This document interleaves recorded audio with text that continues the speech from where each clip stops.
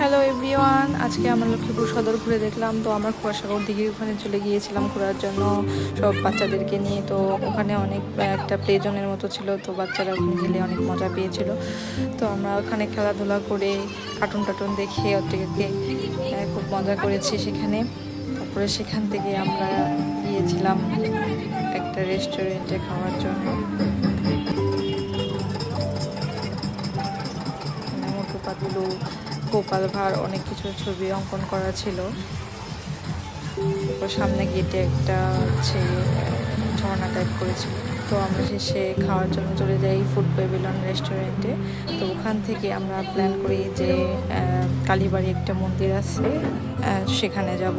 তো সেখানে মন্দিরের পিছনে ইসকন মন্দিরের আয়োজন ছিল, তো ওখানেও আমরা যাই। তো মন্দিরের গেটটা অনেক সুন্দর করে তৈরি করেছিল, তো ভালোই লাগছিল। তো যাদের ইসকন মন্দিরের আয়োজন, তো আজকের মতো